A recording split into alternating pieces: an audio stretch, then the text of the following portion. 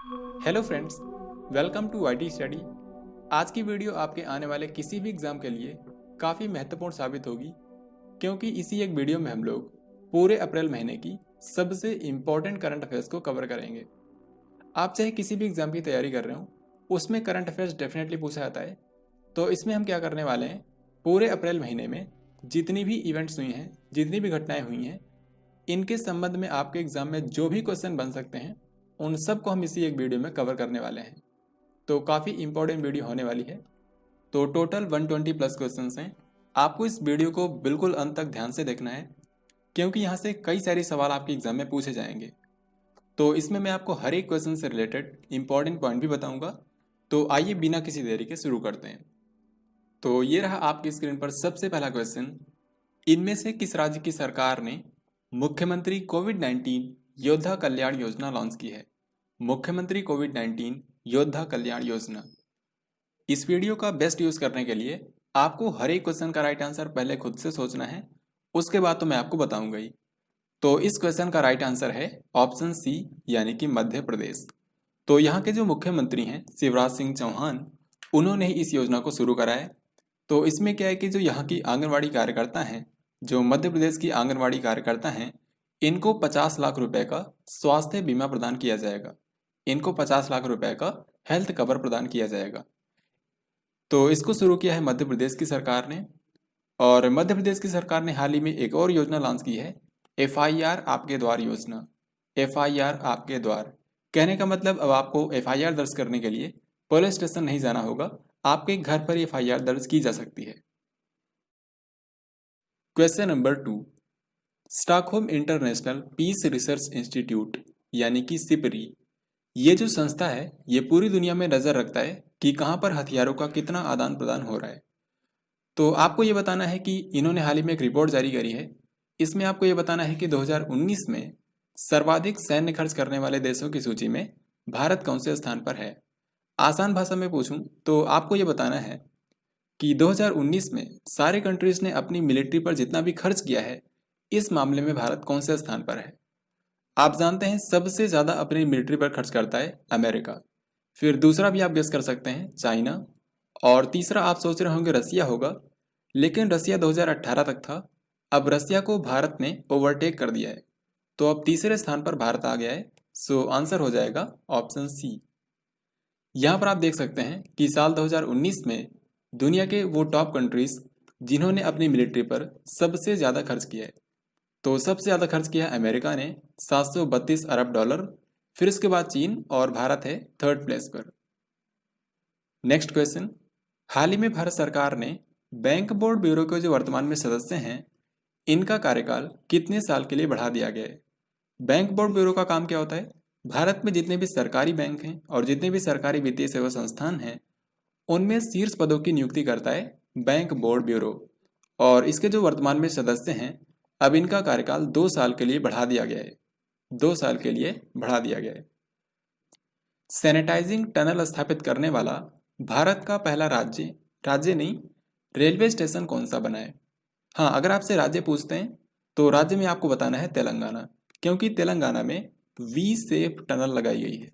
We safe tunnel. लेकिन यहाँ पर पूछ रहे रेलवे स्टेशन, सो आंसर हो जाएगा ऑप्शन डी, यानी कि अहमदाबाद रेलवे स्टेशन। तो यहाँ पर आप इसको देख सकते हैं।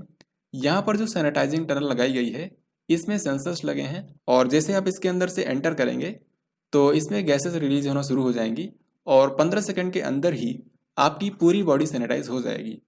तो इसको सबसे पहले शुरू किया गया है अहमदाबाद रेलवे स्टेशन पर। Next question and very important. World press freedom index 2020 में भारत कौन से स्थान पर है। ऐसे क्वेश्चन आपके एग्जाम में अक्सर पूछे आते हैं। तो ये जो वर्ल्ड प्रेस फ्रीडम इंडेक्स होता है, ये किसी भी देश में वहाँ पर प्रेस की आज़ादी को दर्शाता है, यानी कि वहाँ के मीडिया, वहाँ के रिपोर्टर्स, उनको कितनी आज़ादी है, इसको दर्शाता है। तो इस बार जो वर्ल्ड प्रेस फ्रीडम इंडेक्स जारी हुआ है, इसमें 180 देशों को रैंक किया गया। इसमें नंबर 1 कंट्री मिला है नॉर्वे। कहने का मतलब जो नॉर्वे कंट्री है, यहाँ पर प्रेस को सबसे ज़्यादा आज़ादी है। वहीं सबसे कम आज़ादी है नॉर्थ कोरिया में। तो नॉर्थ कोरिया इसमें अंतिम स्थान पर है। और अब आप सोच रहे होंगे इसमें भारत कौन से स्थान पर है। तो भारत की रैंक है 142। तो 142nd प्लेस पर है भारत। हालांकि पिछली बार 140वें स्थान पर था, लेकिन इस बार भारत को 2 पायदान का नुकसान हुआ है। सो इस क्वेश्चन का आंसर हो जाएगा ऑप्शन डी। और एक चीज और आपको याद रखनी है इसमें कि इसको जारी किसने करा है। इसको जारी करा है रिपोर्टर्स विदाउट बॉर्डर्स ने। रिपोर्ट्स विदाउट बॉर्डर्स ये पेरिस की एक संस्था है। इनमें से किस पूर्वोत्तर राज्य में हर साल एक मेला लगता है, अंबुबाची मेला। ये जो अंबुबाची मेला होता है ये कामाख्या मंदिर में आयोजित किया जाता है। कामाख्या मंदिर आप जानते हैं असम में है। सो आंसर होगा ऑप्शन ए। और इस बार कोरोना वायरस के कारण इसको रद्द कर दिया गया। Next question and very important, PETA India ने इनमें से किस मुख्यमंत्री को हीरो टू एनिमल्स अवार्ड से सम्मानित किया है। हीरो टू एनिमल अवार्ड ये अब तक आपको रट गया होगा क्योंकि कई बार मैं आपको बता चुका हूं। तो ये दिया गया है ओडिशा के मुख्यमंत्री नवीन पटनायक को। नवीन पटनायक की पार्टी का नाम है बीजू जनता दल, और इस पार्टी का नाम जो है ये बीजू पटनायक जी के नाम पर रखा गया है, जो कि नवीन पटनायक जी के पिताजी थे और ओडिशा के पूर्व मुख्यमंत्री भी थे। तो बीजू पटनायक जी के जीवन पर हाल ही में एक किताब लिखी गई है, the adventures of a daredevil democrat. ये भी आपको याद रखना है। इसको रिलीज किया था इन्हीं के बेटे नवीन पटनायक ने। हर साल विश्व पृथ्वी दिवस यानी कि वर्ल्ड अर्थ डे किस दिन मनाया जाता है। तो इसका आंसर आप सभी जानते हैं, 22 अप्रैल। इस बार का जो विश्व पृथ्वी दिवस था ये काफी खास था, क्योंकि आप जानते हैं सबसे पहली बार मनाया गया था 1970 में, और अभी चल रहा है 2020। तो इसको इसी साल 50 साल पूरे हो गए हैं। और इस बार की थीम थी क्लाइमेट एक्शन। क्लाइमेट एक्शन मतलब जलवायु कार्रवाई। प्रत्येक वर्ष 24 से लेकर 30 अप्रैल को किस सप्ताह के रूप में मनाया जाता है।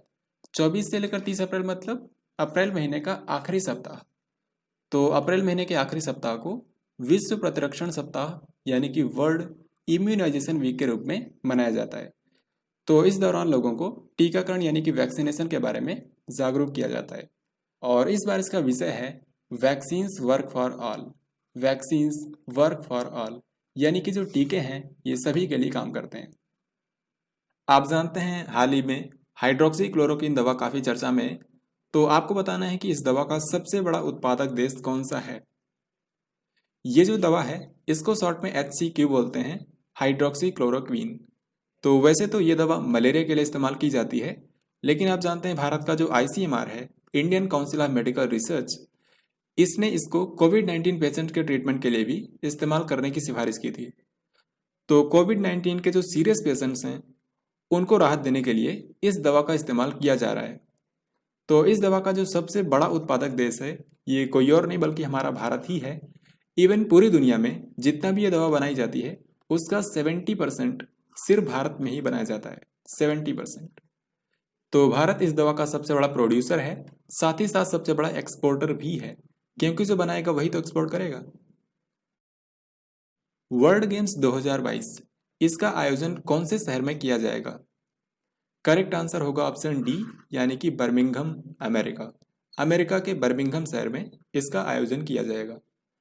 वैसे तो इसका आयोजन 2021 में ही होना था, लेकिन कोरोना वायरस के चलते जो आप जानते हैं टोक्यो ओलंपिक 2020 से 2021 में चला गया है, इस कारण से इसको 2021 से 2022 में भेज दिया गया है। यहाँ पर आप देख सकते हैं हाल ही में कई सारे स्पोर्ट इवेंट कैंसिल हुए हैं। तो सबसे पहले मैं आपको बताता हूँ उन स्पोर्ट इवेंट्स के बारे में जो कि इसी साल होने थे, लेकिन इनको 2021 में भेज दिया गया है। तो इनमें से एक तो है आप जानते हैं 32nd समर ओलंपिक्स, यानी कि जो 32वें ग्रीष्मकालीन ओलंपिक खेल होने वाले थे टोक्यो जापान में, इनको 2020 से 2021 में भेज दिया गया है। और आप ये भी जानते हैं कि भारत में जो फीफा अंडर 17 वर्ल्ड कप होने वाला था इस साल, ये भारत के 5 शहरों में होना था नवंबर 2020 में, लेकिन अब इसको फरवरी मार्च 2021 में भेज दिया गया है। तो अब ये होगा 2021 में। ये 5 शहर कौन कौन से हैं ये आप कमेंट बॉक्स में लिखकर बता सकते हैं। अब मैं आपको बताता हूँ उन स्पोर्ट इवेंट्स के बारे में जो कि 2021 में होने थे, लेकिन उनको 2022 में भेज दिया गया है, क्योंकि आप जानते हैं 2021 में अब टोक्यो ओलंपिक्स होगा। तो इस साल अब बड़े टूर्नामेंट नहीं हो पाएंगे, इसीलिए इनको 2022 में भेज दिया गया है। तो 2022 में होंगे वर्ल्ड एथलेटिक चैंपियनशिप। इसका आयोजन अमेरिका के यूजीन शहर में किया जाएगा। और जो क्वेश्चन में था 11वें वर्ल्ड गेम्स, जो 11वें वर्ल्ड गेम्स होने इसका आयोजन अमेरिका के बर्मिंघम शहर में किया जाएगा साल 2022 में। तो ये आपको याद रखने, this is very important. Bharat के किस राष्ट्रीय उद्यान में जानवरों के लिए देश की पहली संगरोध सुविधा स्थापित की गई है, यानी कि क्वारंटाइन फैसिलिटी शुरू की गई है जानवरों के लिए। और जानवरों के लिए शुरू करने की जरूरत क्या पड़ी, क्योंकि आप जानते हैं अमेरिका के एक चिड़ियाघर में एक बाघ को कोविड-19 संक्रमित पाया गया था, और इसका नाम भी आपसे पूछ सकते हैं। इस बाघ का नाम है नादिया, NADIA।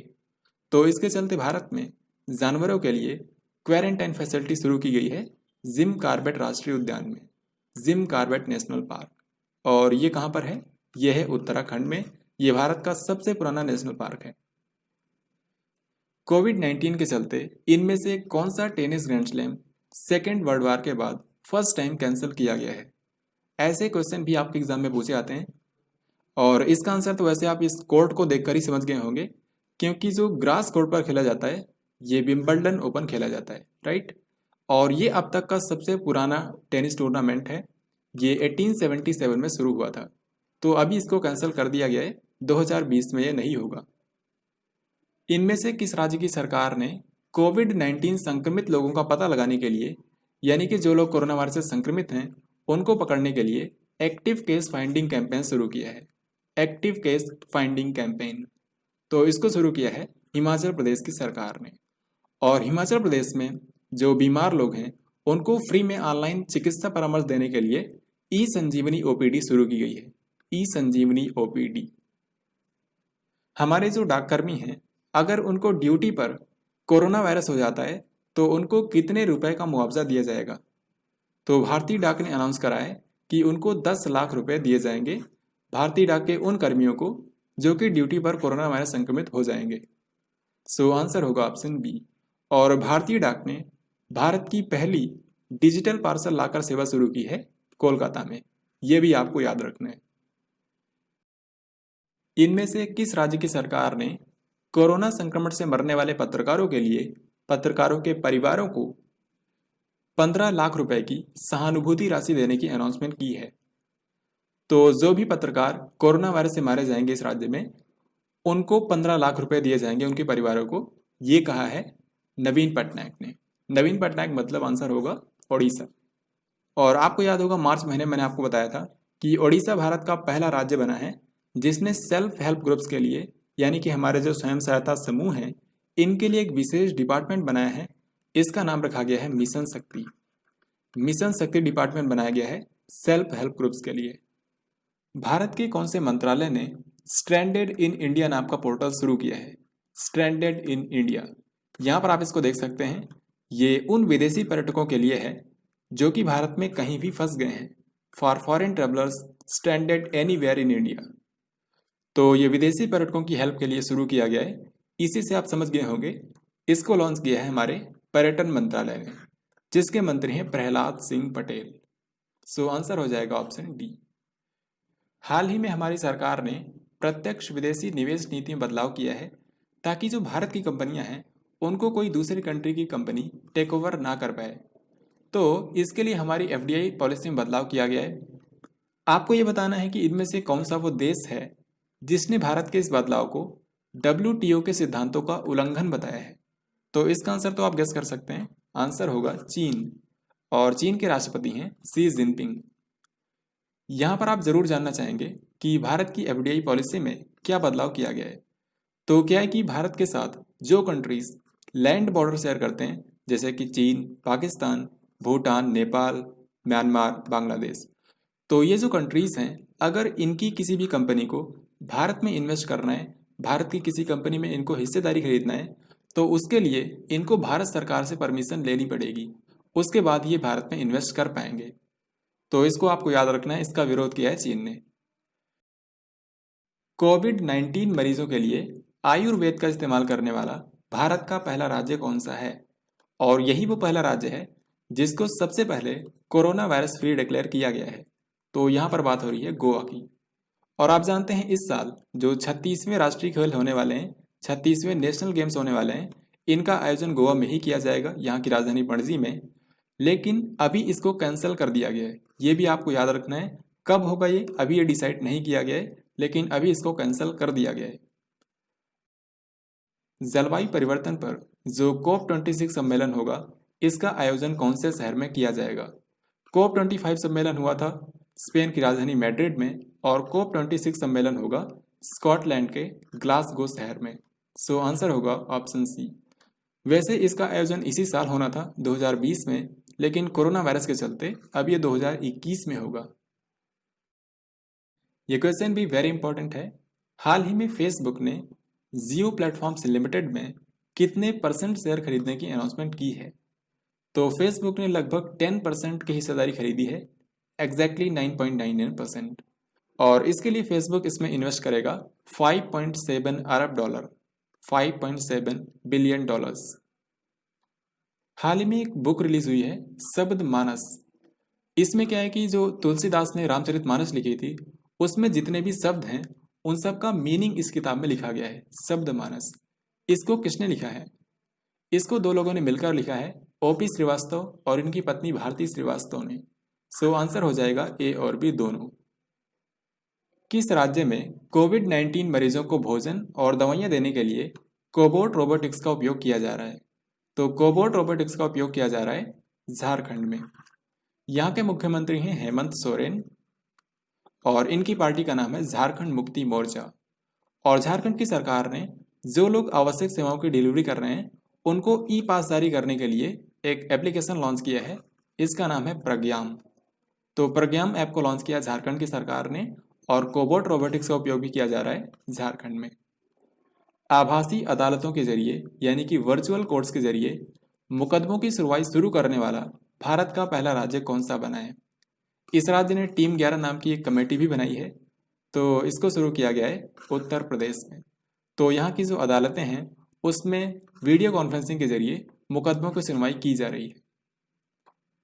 यहाँ पर कोर्ट की बात हो रही है तो आपको ये भी बता दूं कि हाल ही में सुप्रीम कोर्ट ने आंध्र प्रदेश के जो अनुसूचित क्षेत्रों में स्कूल हैं उनमें अनुसूचित जनजाति के शिक्षकों के लिए 100% आरक्षण को अमान्य घोषित कर दिया है।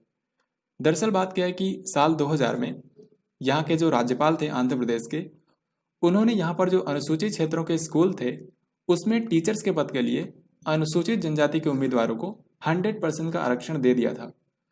लेकिन आप जानते हैं जो रिजर्वेशन है ये मैक्सिमम 50% तक ही दिया जा सकता है, तो हाल ही में इसको सुप्रीम कोर्ट ने अमान्य घोषित कर दिया है।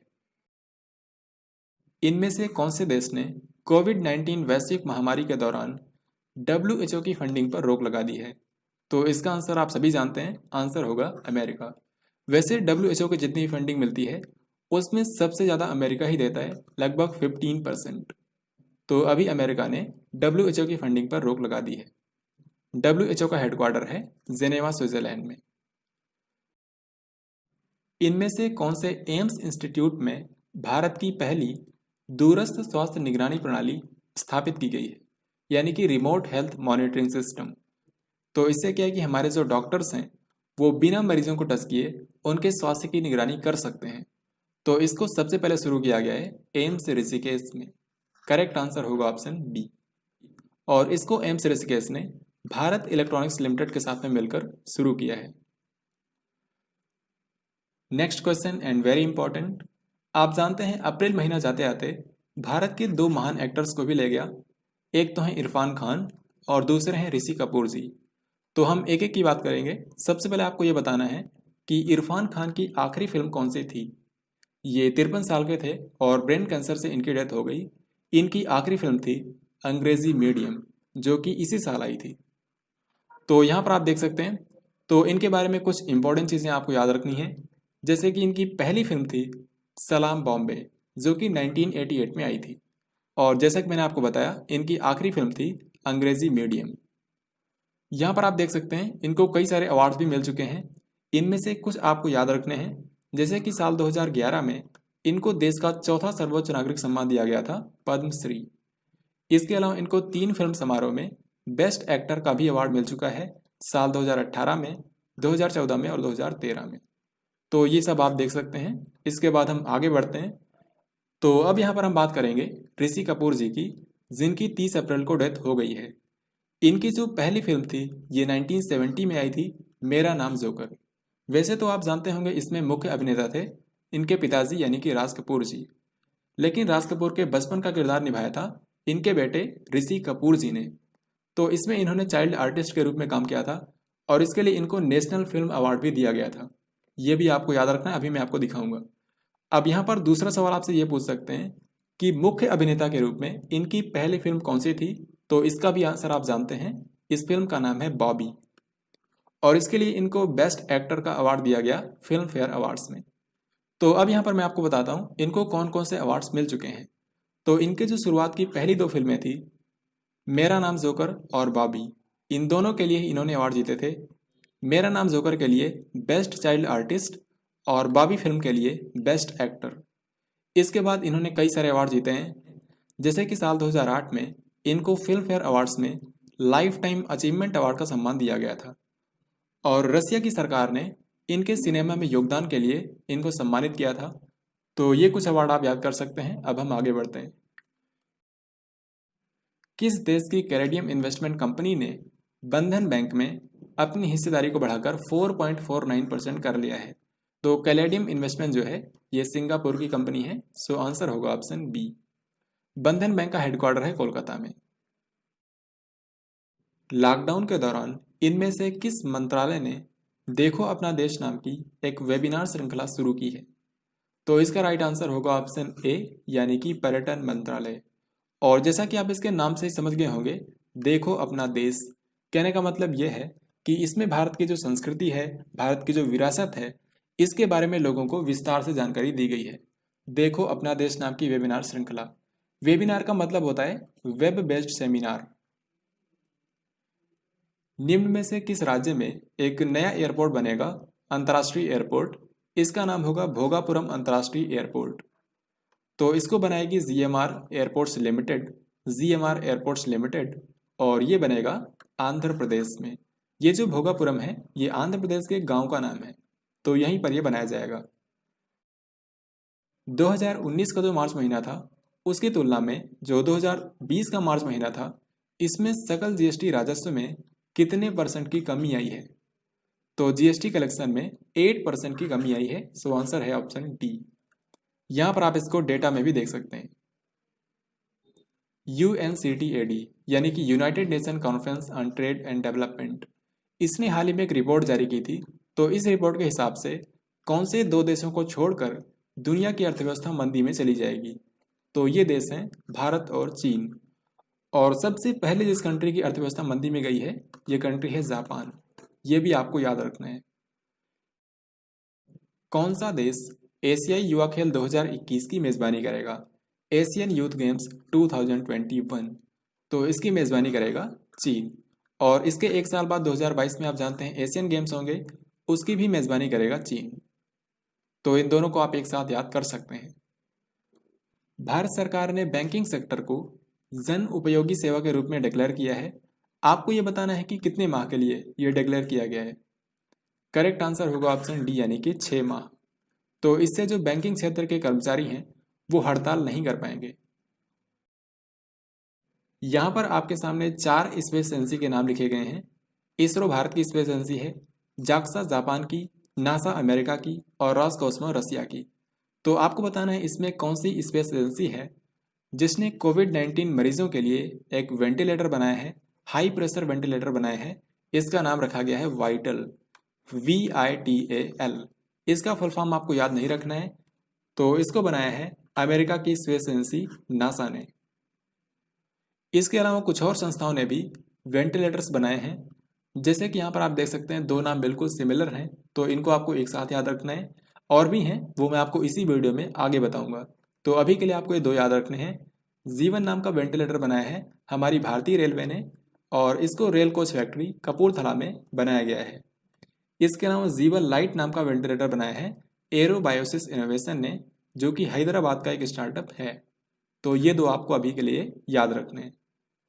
तो जैसा कि आपने अभी तक देखा, इस वीडियो में हमने जितने भी क्वेश्चंस लिए हैं ये आपकी आने वाली परीक्षा के लिए बहुत ही ज़्यादा महत्वपूर्ण है।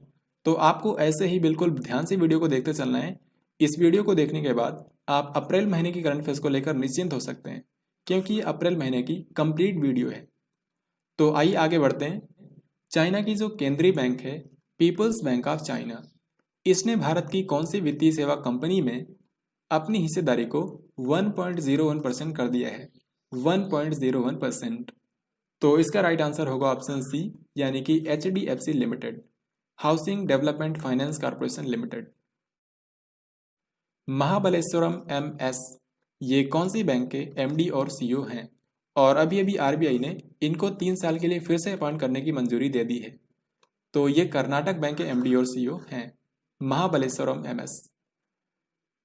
जो फोर्ब्स मैगजीन है, इसने 34वीं वार्षिक फोर्ब्स सूची 2020 जारी की है दुनिया के सबसे अमीर व्यक्तियों की। तो आपको ये बताना है कि सबसे अमीर व्यक्ति कौन है इसके हिसाब से पूरी दुनिया में। तो इसका राइट आंसर आप सभी जानते हैं, जेफ बेजोस, जो कि अमेजन कंपनी के मालिक हैं। इसके बाद दूसरे स्थान पर है बिल गेट्स और तीसरे स्थान पर हैं बर्नार्ड अर्नोल्ट। और इसमें जो भारत के सबसे अमीर व्यक्ति हैं मुकेश अंबानी, इनकी रैंक है 21। वर्तमान में ट्विटर के CEO कौन है? तो इनका नाम है जैक डॉर्सी और अभी अभी इन्होंने कोविड-19 से निपटने के लिए $1 अरब का योगदान दिया है। $1 अरब, ये इनकी संपत्ति का 28% है। तो ये किसी भी इंडिविजुअल द्वारा दिया गया कोविड-19 के लिए अभी तक सबसे बड़ा योगदान है, ये भी आपको याद रखना है। कोविड-19 के परीक्षण के लिए पूल टेस्टिंग को अपनाने वाला भारत का पहला राज्य कौन सा है? पूल टेस्टिंग को समझना बहुत ही आसान है, इसको मैं आपको बताता हूँ, लेकिन उससे पहले इसका आंसर जानते हैं। आंसर होगा उत्तर प्रदेश। तो उत्तर प्रदेश में इसको शुरू किया गया है। अब पूल टेस्टिंग क्या होता है, इसको समझने के लिए मैं आपको एक एग्जांपल देता हूँ। मान लीजिए मेरे पास 5 लोग आते हैं, A, B, C, D और E। मुझको इन सभी लोगों को चेक करना है कि ये कोरोना वायरस संक्रमित हैं या फिर नहीं। तो एक तो मैं ये कर सकता हूँ कि सारे लोगों का अलग अलग सैंपल कलेक्ट करूंगा और उसके बाद चेक करूंगा कि ये कोरोना वायरस पॉजिटिव हैं या फिर नहीं। तो जो लोग पॉजिटिव आएंगे उनका ट्रीटमेंट होगा, जो लोग नेगेटिव आएंगे उनको घर भेज दिया जाएगा। लेकिन हम ये भी कर सकते हैं कि इन सारे लोगों का जो सैंपल है उसको हम एक ही ट्यूब में डाल दें और उस ट्यूब का हम टेस्ट कर लें। ओके, तो इसमें भी 2 रिजल्ट्स आपके सामने आ सकते हैं, एक तो पॉजिटिव और एक नेगेटिव। अगर नेगेटिव आया है इसका मतलब यह है कि इनमें से किसी को भी कोरोना वायरस नहीं है, क्योंकि अगर इनमें से किसी एक को भी कोरोना वायरस होता तो इसका रिजल्ट पॉजिटिव आता, ना कि नेगेटिव। तो अगर नेगेटिव आएगा तो इन सबको घर भेज दिया जाएगा, इनमें से किसी को भी कोरोना वायरस नहीं है। और अगर इसका रिजल्ट पॉजिटिव आया तो फिर हम इनका अलग अलग टेस्ट करेंगे।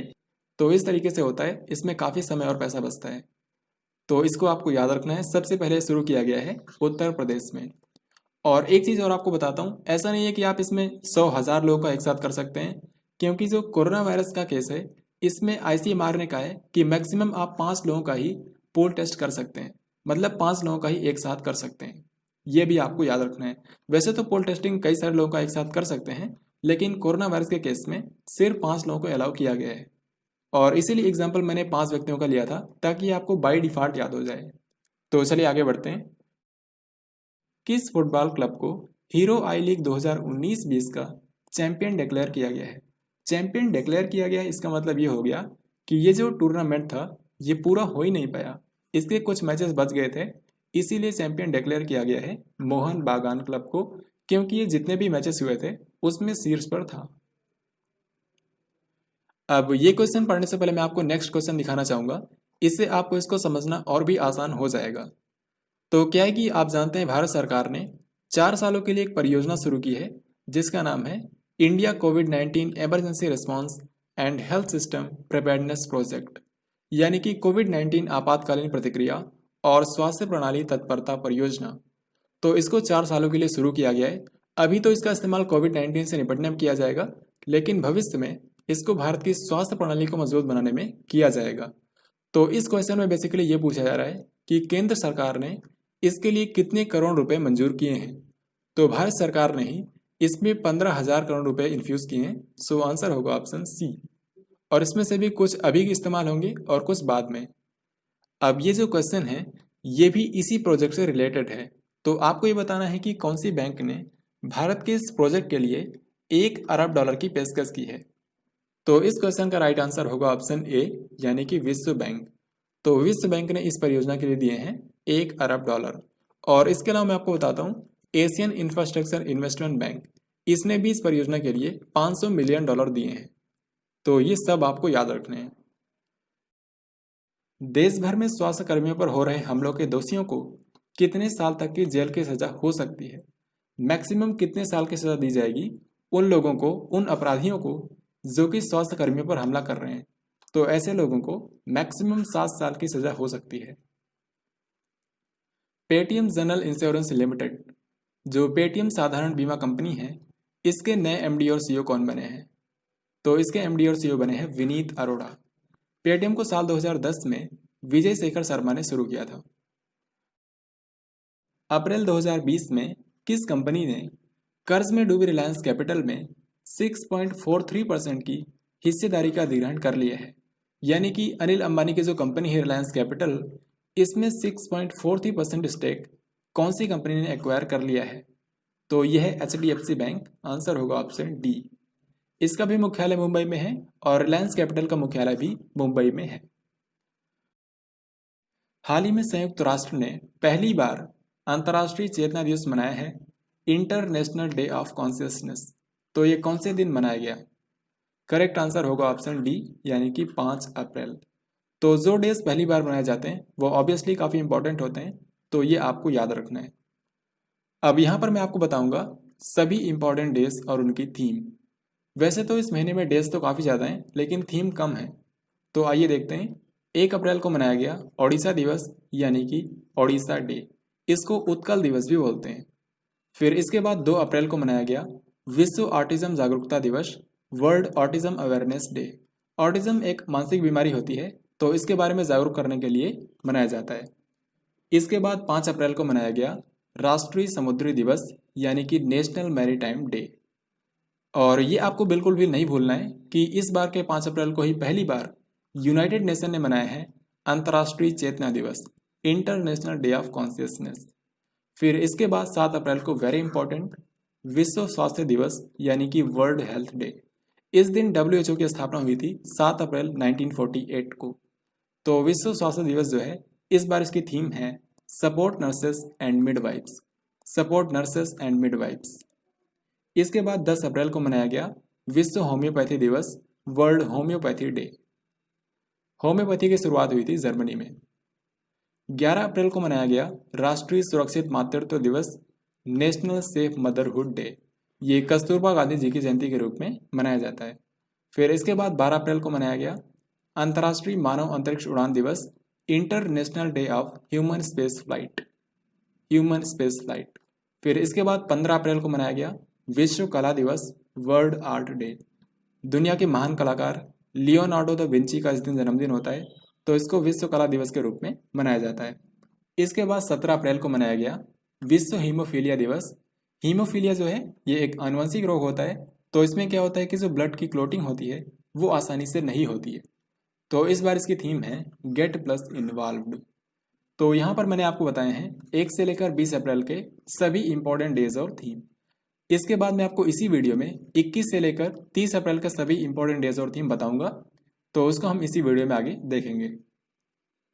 हाल ही में किसने चरक नाम का एक मोबाइल डॉक्टर बूथ बनाया है? कहने का मतलब ये है कि ये जो चरक नाम का मोबाइल डॉक्टर बूथ है, इससे हमारे जो डॉक्टर्स हैं वो बिना मरीजों को संपर्क किए, बिना मरीजों के टच में आए उनका चेकअप कर सकते हैं। तो इसको हमारी भारतीय रेलवे ने बनाया है, इंडियन रेलवेज। ये क्वेश्चन भी काफ़ी महत्वपूर्ण है। इसमें आपको ये बताना है कि चीन ने अपने पहले मंगल अन्वेषण मिशन को क्या नाम दिया है? तो चाइना इस साल मंगल ग्रह की स्टडी करने के लिए अपना पहला मार्स एक्सप्लोरेशन मिशन लॉन्च करेगा। इसका नाम रखा गया है तियानवेन-1, तियानवेन-1। और इसको चाइना का जो सबसे भारी रॉकेट है लॉन्ग मार्च 5, इसी से इसको लॉन्च किया जाएगा। और आप जानते हैं भारत का जो मार्स एक्सप्लोरेशन मिशन था उसका नाम था मंगलयान। इसको 2013 में लॉन्च किया गया था। सामाजिक नवाचार के क्षेत्र में एडिसन पुरस्कार 2020 किसको दिया गया है? एडिसन पुरस्कार 2020 सामाजिक नवाचार के क्षेत्र में दिया गया है भारत की कंपनी टाटा पावर को। Very very important. ये इसको इसलिए दिया गया है क्योंकि टाटा पावर ने एक अभियान शुरू किया था बिजली की बचत करने के लिए, जिसका नाम था switch off to switch on. यानी कि अगर हमको स्विच ऑन करना है तो पहले स्विच ऑफ कीजिए। इस अभियान को शुरू किया था टाटा पावर ने और इसी के लिए इसको एडिसन पुरस्कार दिया गया है। आप जानते हैं लॉकडाउन के दौरान भारत में पुराने टीवी शोज दिखाए जा रहे हैं, तो आपको बताना है कि इसके लिए प्रसार भारती ने कौन सा नया चैनल बनाया है। तो इस चैनल का नाम रखा गया है डीडी रेट्रो। रेट्रो का मतलब ही होता है पुराना और डीडी का मतलब है दूरदर्शन। इनमें से किस राज्य या फिर केंद्र शासित प्रदेश की सरकार ने कोविड-19 से निपटने के लिए 5T प्लान की अनाउंसमेंट की है? 5T plan. और ये जो आइडिया लिया गया है ये साउथ कोरिया से लिया गया है, ये भी आपसे पूछ सकते हैं। तो इसको दिल्ली सरकार ने शुरू किया है कोविड-19 से निपटने के लिए। अब ये जो 5T प्लान है इसमें 5T होंगे, आइए देखते हैं कौन कौन से हैं। पहले टी का मतलब है टेस्टिंग यानी कि परीक्षण करना है। दूसरे टी का मतलब है ट्रेसिंग यानी कि पहचान करना है। तीसरे टी का मतलब है ट्रीटमेंट यानी कि उपचार करना है। चौथे टी का मतलब है टीम वर्क यानी कि सभी को मिलकर काम करना है। और पांचवें टी का मतलब है ट्रैकिंग एंड मॉनिटरिंग यानी कि हमें निगरानी करना है ताकि कोरोना वायरस और नहीं फैले। तो ये है 5T प्लान जिसको शुरू किया है दिल्ली सरकार ने। इसके अलावा दिल्ली सरकार ने ऑपरेशन शील्ड भी शुरू किया है, वो मैं आपको आगे बताऊंगा। आप जानते हैं समय समय पर फीफा रैंकिंग जारी होती है जिससे ये पता चलता है कि किस देश की फुटबॉल टीम कौन से स्थान पर है। तो 9 अप्रैल को भी फीफा रैंकिंग जारी हुई थी, इसमें भारतीय फुटबॉल टीम को कौन सा स्थान मिला है? तो आप जानते हैं आज के समय दुनिया की जो सबसे बेस्ट फुटबॉल टीम है ये है बेल्जियम की टीम। और आपको याद होगा तो इसको FIFA team of the year का भी खिताब दिया गया था 2019 में, राइट। तो इसमें भारत की रैंक है 108। भारत की फुटबॉल टीम जो है इसका स्थान है 108वां। अप्रैल 2020 में एक नोबेल पुरस्कार विजेता की डेथ हो गई। इनका नाम है फिलिप वारेन एंडरसन। यहाँ पर आप इनको देख सकते हैं। तो आपको ये बताना है कि इनको कौन से क्षेत्र में नोबेल पुरस्कार दिया गया था 1977 में। तो इस क्वेश्चन का राइट आंसर होगा ऑप्शन बी, क्योंकि इनको भौतिकी या फिर फिजिक्स में नोबेल पुरस्कार दिया गया था 1977 में। और ये कौन से देश से थे? ये अमेरिका से थे, ये भी आपको याद रखना है। हाल ही में किस संगठन ने स्वास्थ्य कर्मियों को वायरस से सुरक्षित रखने के लिए जैविक सूट तैयार किया है? यानी कि इनमें से आपको उस ऑर्गेनाइजेशन या फिर संस्था का नाम बताना है जिसने एक बायो सूट बनाया है जिससे हमारे जो स्वास्थ्य कर्मी हैं उनको वायरस से सुरक्षित रखा जाए। कौन से यहाँ पर ऑर्गेनाइजेशन या फिर संस्था की बात हो रही है? तो इसको बनाया है हमारी डीआरडीओ ने, यानी कि defence research and development organisation, रक्षा अनुसंधान और विकास संगठन, जिसके अध्यक्ष हैं doctor G Satish Reddy. Doctor G Satish Reddy इसके अध्यक्ष हैं। यहाँ पर मैं आपको बता दूं कि जो डीआरडीओ है इसने Indian institute of science Bengaluru के साथ में मिलकर एक डिवाइस बनाया है जिससे हम विस्फोटक का पता लगा सकते हैं। ये मैंने आपको मार्च महीने की वीडियो में कराया था। तो इस डिवाइस का नाम क्या है? इस डिवाइस का नाम है रेडर एक्स। तो इसके कारण भी डीआरडीओ न्यूज में था। Guinness book of world records द्वारा दुनिया के सबसे बुजुर्ग पुरुष व्यक्ति का खिताब किसको दिया गया है? यहाँ पर पुरुष व्यक्ति की बात हो रही है, मेंशन नहीं है लेकिन पुरुष की बात हो रही है। तो इसका राइट आंसर होगा ऑप्शन ए, यानी कि बॉब वेटन। ये ब्रिटेन से हैं और इनकी उम्र है 112 साल। नेक्स्ट क्वेश्चन है, जो त्रिशूर पूरम उत्सव है इसको कोरोना वायरस के चलते पहली बार कैंसिल किया गया है, पहली बार इसको रद्द किया गया है। आपको बताना है कि जो त्रिशूर पूरम उत्सव है ये कौन से राज्य में मनाया जाता है? तो इसका आंसर आपने कर दिया होगा, क्योंकि आप जानते हैं जो त्रिशूर शहर है ये केरल में है और यही वो शहर है जहां पर कोरोना वायरस का सबसे पहला केस भी आया था। तो इसका आंसर हो जाएगा ऑप्शन सी, यानी कि केरल। ये क्वेश्चन भी इसी से रिलेटेड है। इसमें आपको बताना है कि जो मेरू यात्रा उत्सव है ये कौन से राज्य में मनाया जाता है और इसको भी कोरोना वायरस के चलते रद्द कर दिया गया। तो चाहे आपसे मेरू यात्रा उत्सव पूछें, धनु यात्रा पूछें, रथ यात्रा पूछें या फिर आपसे बाली यात्रा पूछें, ये जो सारे त्योहार होते हैं ये सब उड़ीसा में मनाए जाते हैं। सो आंसर होगा option C. Next question and very important, 13 अप्रैल को भारत के एक पूर्व महान्यायवादी की डेथ हो गई, यानी कि हमारे पूर्व अटॉर्नी जनरल की डेथ हो गई। इनका नाम क्या है? तो ये हैं अशोक देसाई, जो कि भारत के सॉलिसिटर जनरल भी रह चुके हैं और अटॉर्नी जनरल भी रह चुके हैं। तो इनकी 13 अप्रैल को डेथ हो गई है। आज के समय जो हमारे सॉलिसिटर जनरल हैं, इनका नाम है तुषार मेहता। तुषार मेहता हमारे सॉलिसिटर जनरल हैं और अटॉर्नी जनरल हैं के वेणुगोपाल। तो जो अशोक देसाई थे, ये इन दोनों पदों पर काम कर चुके थे। इनके अलावा जो BMW इंडिया के CEO थे, रुद्र तेज सिंह, इनकी भी हाल ही में डेथ हो गई।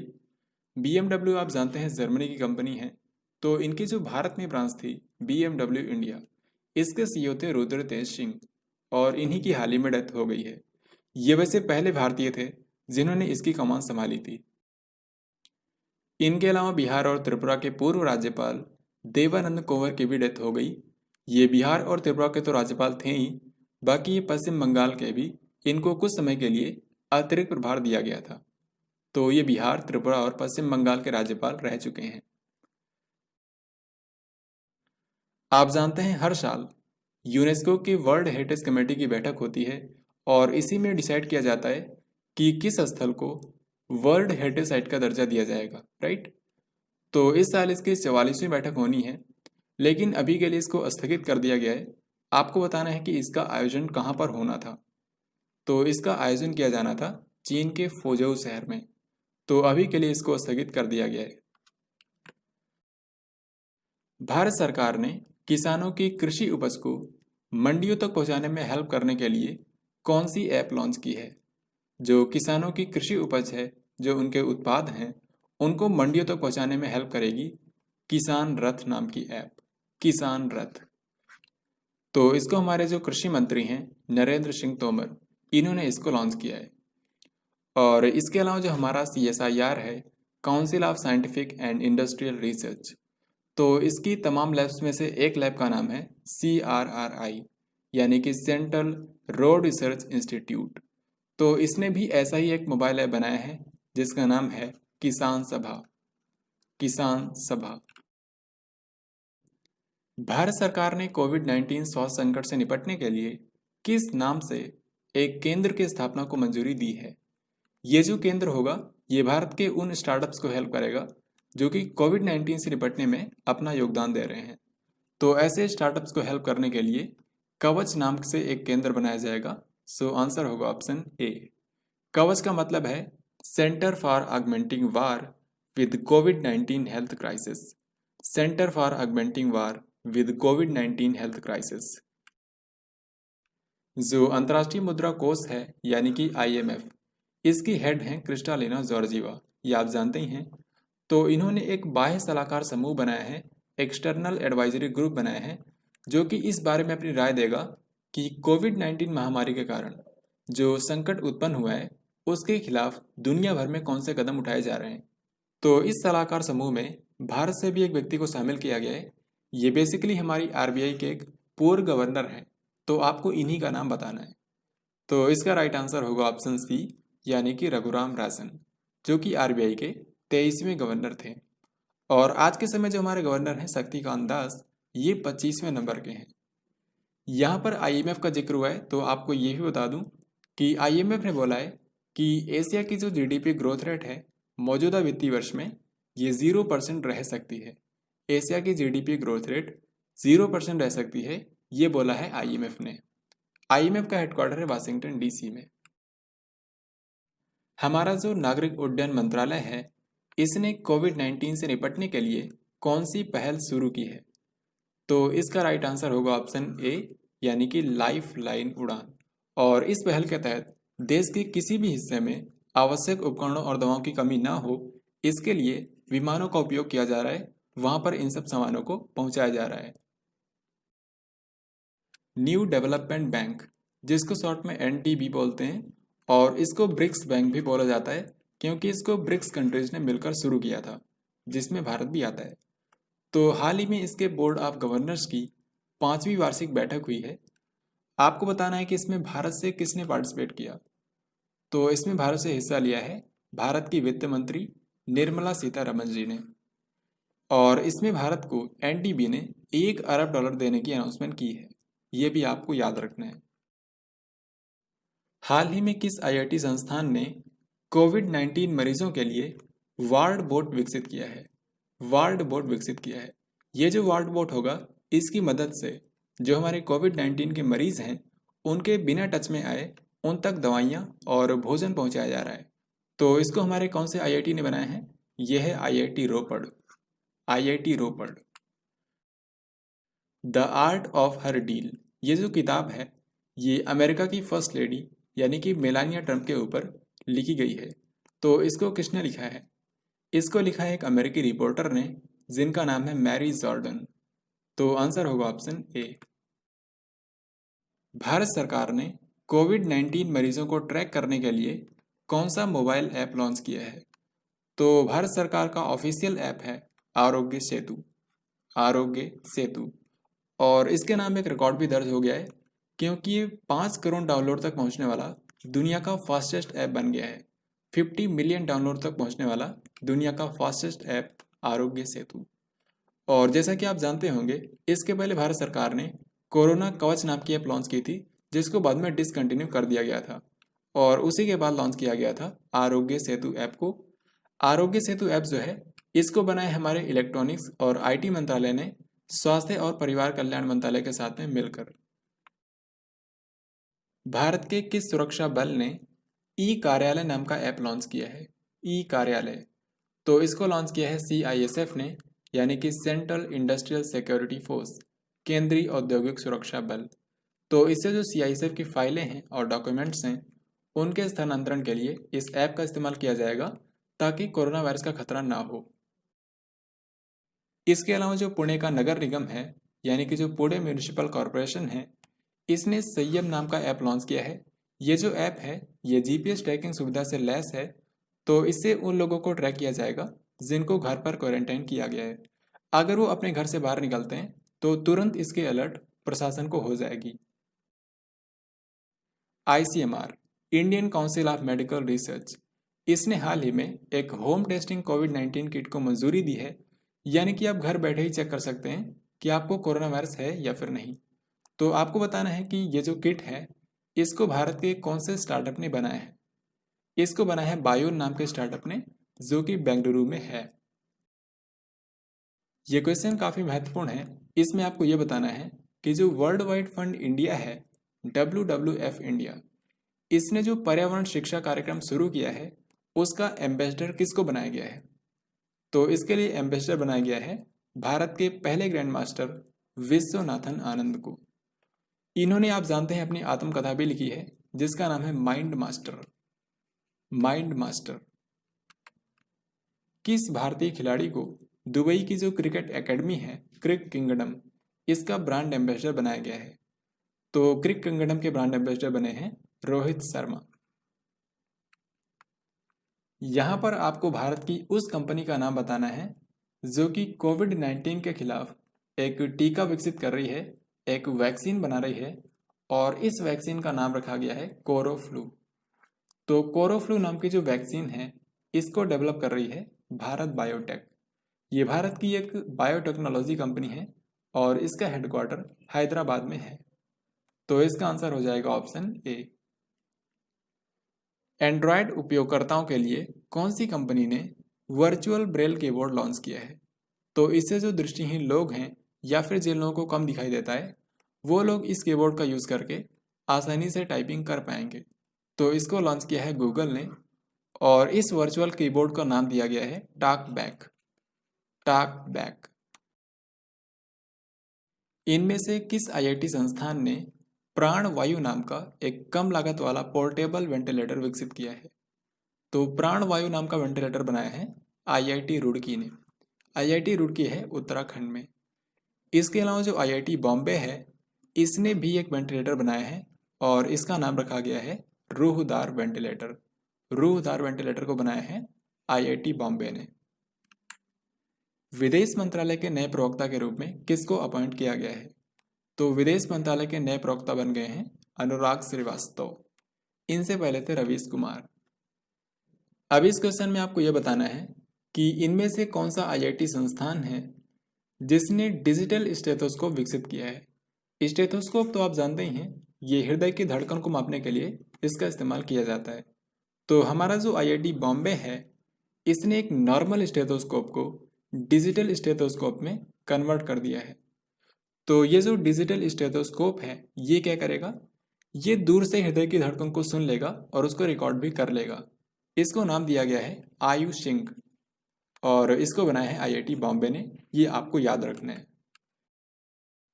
कोरोना वायरस के चलते एक हास्य अभिनेता यानी कि कॉमेडियन की डेथ हो गई। इनका नाम है केन शिमोरा। तो ये कौन से देश से थे? केन शिमोरा थे जापान के फेमस कॉमेडियन। सो आंसर होगा ऑप्शन ए। इनके अलावा हाल ही में और कुछ व्यक्तियों की डेथ हुई है कोरोना वायरस के चलते, तो आइए इनको देखते हैं। ब्रिटेन के famous comedian Tim Brooke Taylor की हाल ही में डेथ हो गई। लीबिया के पूर्व प्रधानमंत्री महमूद जिब्रिल, स्पेन की प्रिंसेस मारिया टेरेसा, इनकी भी डेथ हो गई कोरोना वायरस के कारण। और दक्षिण अफ्रीका में भारतीय मूल की एक विषाणु वैज्ञानिक थी, एक वायरोलॉजिस्ट थी, इनकी भी डेथ हो गई है कोरोना वायरस के चलते। इनका नाम था गीता रामजी।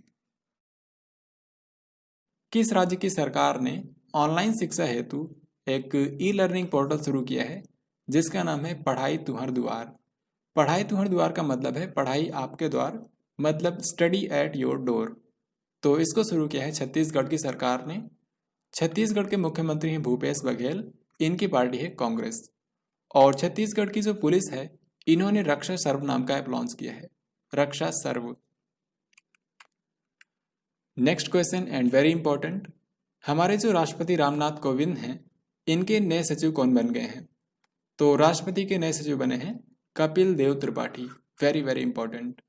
इनसे पहले आप जानते हैं इनके सचिव थे संजय कोठारी, जिनको भारत का मुख्य सतर्कता आयुक्त यानी कि चीफ विजिलेंस कमिश्नर बना दिया गया है। तो यहाँ पर नेक्स्ट क्वेश्चन यही है कि भारत के नए मुख्य सतर्कता आयुक्त यानी कि चीफ विजिलेंस कमिश्नर कौन बन गए हैं?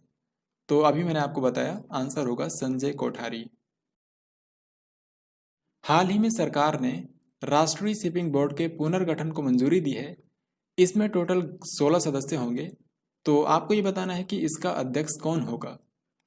तो इसका अध्यक्ष बनाया गया है मालिनी शंकर को, शिपिंग की पूर्व महानिदेशक मालिनी शंकर।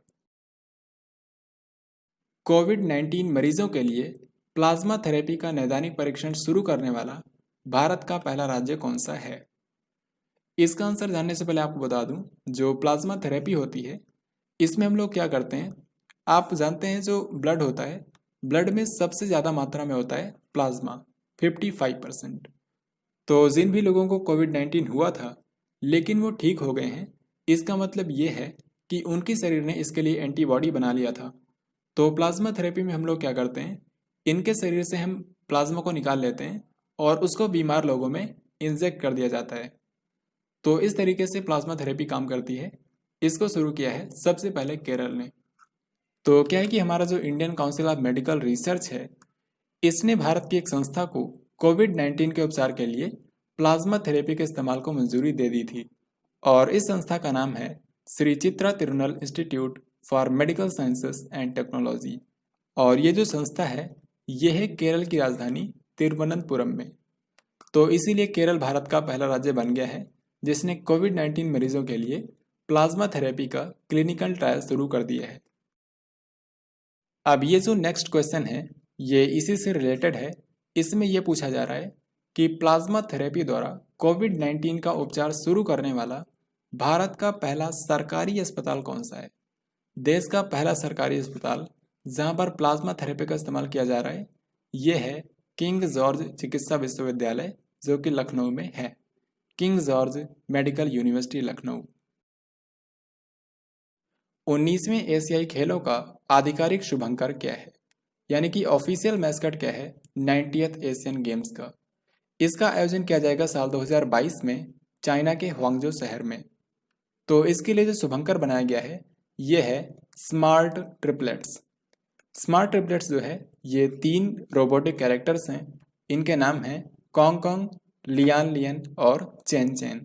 सो आंसर हो जाएगा ऑप्शन डी। यहाँ पर आप इनको देख भी सकते हैं, कॉन्ग कॉन्ग, लियान लियन और चैन चैन। तो ये जो 90th एशियन गेम्स होंगे इनके लिए ये शुभंकर है। और आप जानते हैं इसी के साथ में जो दिव्यांग खिलाड़ियों के लिए होता है एशियन पैरा गेम्स, इसके लिए भी शुभंकर अनाउंस किया गया है। तो इसका शुभंकर एक बर्ड को बनाया गया है इसका नाम रखा गया है फेई फेई। तो एशियन गेम्स का शुभंकर है smart tablets, Asian para games का शुभंकर है फेई फेई। ये दोनों ही आपको याद रखने हैं।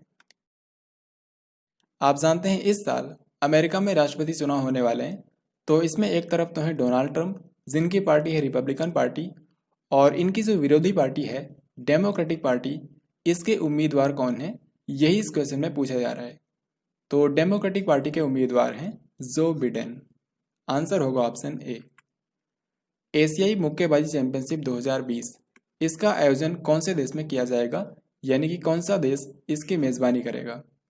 तो आप जानते हैं कि इस साल एशियन रेसलिंग चैंपियनशिप भी भारत में हुई थी और एशियन बॉक्सिंग चैंपियनशिप भी भारत में ही होगी। सो आंसर हो जाएगा ऑप्शन सी। आप जानते हैं चाइना में कई सारी स्मार्टफोन निर्माता कंपनी हैं, उनमें से एक है हुआवे। तो इनकी जो भारत में ब्रांच है हुआवे इंडिया, इसके नए सीईओ कौन बने हैं।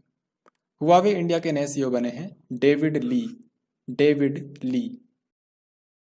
कहाँ की सरकार ने कोविड-19 के प्रसार को रोकने के लिए, यानी कि कोविड-19 को फैलने से रोकने के लिए ऑपरेशन शील्ड शुरू किया है। ये जो ऑपरेशन शील्ड है, इसमें शील्ड में हर एक लेटर का मतलब है, लेकिन उससे पहले इसका आंसर जानते हैं। इसका आंसर है दिल्ली। तो यहाँ के जो मुख्यमंत्री हैं अरविंद केजरीवाल, उन्होंने इसको शुरू करा है, जिस तरीके से यहाँ पर 5T प्लान शुरू किया गया है। तो ये जो ऑपरेशन शील्ड है, इसको दिल्ली के 21 क्षेत्रों में शुरू किया जाएगा। तो इसमें एस का मतलब है सीलिंग, यानी कि इन सभी 21 क्षेत्रों को सील किया जाएगा। इसके बाद एच का मतलब है होम क्वारंटाइन। तो इसमें जो लोग रहते हैं इन क्षेत्रों में, उनको होम क्वारंटाइन किया जाएगा। आई का मतलब है आइसोलेशन एंड ट्रेसिंग। तो इनके संपर्क में जो भी लोग आए हैं उनको ट्रेस किया जाएगा, उनको पहचाना जाएगा और उनको भी आइसोलेट किया जाएगा। इसके अलावा ई का मतलब है एसेंशियल सप्लाई, यानी कि आवश्यक वस्तुओं की आपूर्ति की जाएगी। एल का मतलब है लोकल सैनिटेशन, यानी कि समय समय पर इनको सैनिटाइज किया जाएगा इन क्षेत्रों को। और लास्ट में डी का मतलब है डोर टू डोर सर्वे, यानी कि इन क्षेत्रों में समय समय पर डोर टू डोर सर्वे किया जाएगा। अभी अभी साउथ कोरिया में जो राष्ट्रपति चुनाव हुए थे, उसमें किसने जीता है। तो साउथ कोरिया में फिर से चुनाव को जीत लिया है मून जाए इन ने। तो यहाँ के दोबारा से राष्ट्रपति बन गए हैं मून जाए इन। दक्षिण कोरिया की राजधानी है सियोल और यहाँ की करेंसी है वान। वित्तीय वर्ष 2020-21 के लिए नैसकॉम का अध्यक्ष किसको बनाया गया है। तो 2020-21 के लिए इसके अध्यक्ष बने हैं यूबी प्रवीण राव। यूबी प्रवीण राव। ऐसे क्वेश्चन आपके एग्जाम में अक्सर पूछे जाते हैं। यहाँ पर यह पूछा जा रहा है कि इनमें से किस संस्थान ने बैक्टीरिया का कुशलतापूर्वक पता लगाने के लिए, यानी कि बैक्टीरिया को डिटेक्ट करने के लिए एक उपकरण बनाया है जिसका नाम रखा गया है बग स्निफर। तो इसको बनाया है अघरकर रिसर्च इंस्टीट्यूट ने, जो कि पुणे में है। वोडाफोन आइडिया ने इनमें से किस भुगतान कंपनी के साथ मिलकर रिचार्ज साथी नाम का कार्यक्रम शुरू किया है। तो इसके लिए पेटीएम के साथ समझौता किया गया है। सो आंसर है ऑप्शन ए। अब ये जो रिचार्ज साथी नाम का कार्यक्रम है, ये प्रीपेड कस्टमर्स के लिए है। कहने का मतलब वोडाफोन आइडिया के जो प्रीपेड कस्टमर्स हैं, अब ये पेटीएम पर भी रिचार्ज बेच पाएंगे। भारती एयरटेल ने अपनी नेटवर्क क्षमता को बढ़ाने के लिए किस स्मार्टफोन निर्माता कंपनी के साथ में समझौता किया है। तो इसके लिए भारती एयरटेल ने नोकिया के साथ समझौता किया है। कमेंट्स में लिखकर आपको ये बताना है नोकिया के अभी के समय सीईओ कौन है और 31 अगस्त के बाद नोकिया के नए सीईओ कौन बन जाएंगे, ये आपको बताना है। नोकिया कौन सी देश की कंपनी है, ये भी आपको बताना है। इसके बाद ये रहा नेक्स्ट क्वेश्चन। पद्मश्री से सम्मानित शांति हीरानंद चावला की हाल ही में डेथ हो गई। आपको बताना है कि ये एक प्रसिद्ध क्या थी। तो ये एक फेमस हिंदुस्तानी शास्त्रीय गायिका थी। सो आंसर होगा ऑप्शन डी। इनके अलावा तमिल लोक गायिका और अभिनेत्री परवई मुनियम्मा की हाल ही में डेथ हो गई।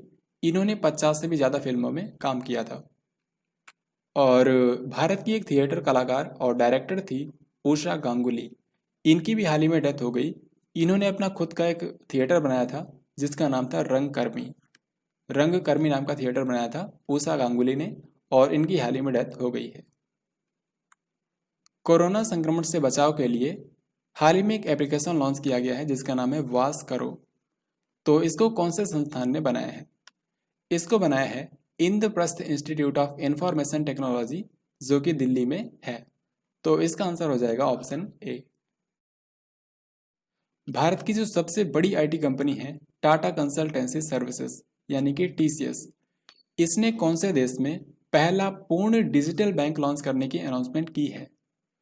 तो टीसीएस अपना पहला पूर्ण डिजिटल बैंक लॉन्च करेगा इजराइल में। करेक्ट आंसर होगा ऑप्शन सी। इजराइल की राजधानी है यरूशलेम और यहाँ के नए प्रधानमंत्री बने हैं, 5वीं बार बने हैं, बेंजामिन नेतन्याहू। आप जानते हैं जो सरकारी कर्मचारियों को महंगाई भत्ता दिया जाता है, अभी के समय ये 17% दिया जा रहा है। तो केंद्र सरकार ने इसको कितने सालों तक इतने पर ही रोक दिया है, मतलब इसमें कोई भी वृद्धि नहीं की जाएगी। तो इसमें 1 साल तक कोई भी वृद्धि नहीं की जाएगी। करेक्ट आंसर होगा ऑप्शन ए। कोरोना महामारी के दौरान किस देश ने अपना पहला सैन्य उपग्रह लॉन्च किया है जिसका नाम रखा है नूर? तो ये ईरान का पहला मिलिट्री सैटेलाइट है। सो आंसर होगा ऑप्शन सी। और ईरान की जो करेंसी थी रियाल, अब इसको ईरान ने बदलकर कर लिया है तोमान। ये भी आपको याद रखना है, this is very important. Iran के राष्ट्रपति हैं हसन रूहानी। तो यहाँ पर आप इसको देख सकते हैं। अब यहाँ पर मैं आपको 2 ब्रिजेस के बारे में बताऊंगा जिनको हाल ही में हमारे बॉर्डर रोड ऑर्गेनाइजेशन ने बनाया है। तो यहाँ पर जो फर्स्ट क्वेश्चन है इसका स्टेटमेंट यह है कि सीमा सड़क संगठन ने पंजाब के कासवाल एन्क्लेव को देश के बाकी हिस्सों से जोड़ने के लिए एक परमानेंट पुल बना दिया है। इस पुल की लंबाई कितनी है? तो पंजाब के कासवाल एन्क्लेव को देश के बाकी हिस्सों से जोड़ दिया गया है। इस पुल की लंबाई है 484 मीटर।